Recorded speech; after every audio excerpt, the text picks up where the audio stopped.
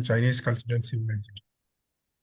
So these two cultural civilizations came together in Manipur. So Manipur is a bridge, a connecting point or a bridge between where these two cultural civilizations influence a composite cultural tradition in the valley,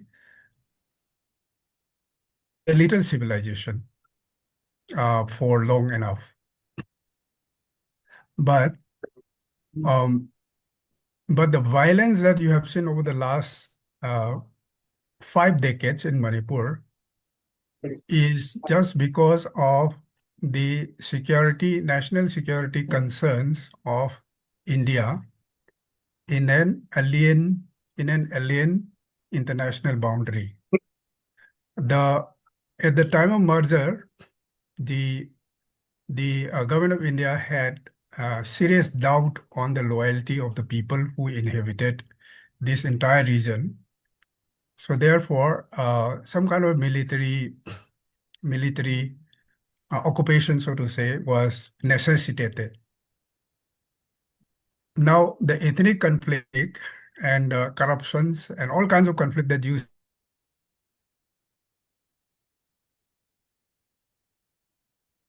see, which was felt when India came to assert its authority along this boundary, and and develop this narrative of insurgency as a social construct to to uh, as a national narrative to justify militarization and creating violence, ethnic violence, and remain indifferent to it. And this is how Manipur is suffering. We have suffered enough. Manipur is in total shambles. Yeah, every ethnic conflict community is against one another, and mm, things are totally out of control. So now the question is, um, how do we can we recover humanity in Manipur? And I think there is a possibility. The possibilities are through dialogue at multi levels, from the top to the bottom. An inclusive dialogue process can in the first place recover uh, humanity, which is destroyed in the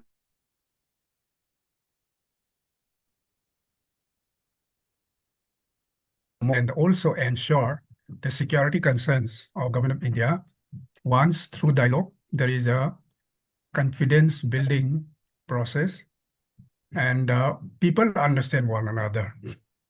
The the security policy makers and need to get involved in the multi-layered dialogue process, and that we feel that Manipur has historical responsibility because it had emerged as a democratic country with a constitution which promises equality, justice, and liberty to all people.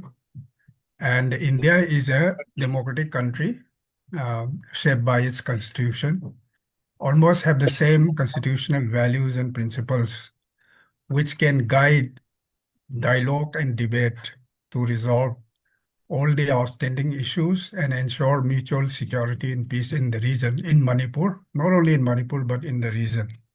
In order to do this, we need to undertake huge educational campaign because every people in Manipur is part of the problem. Every people from India is part of the problem.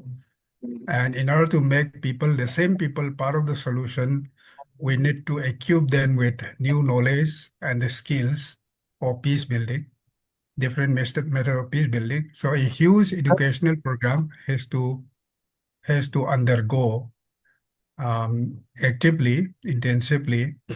It might take time. This is where we are also making efforts uh, by starting a 1-year youth peacebuilding fellowship program.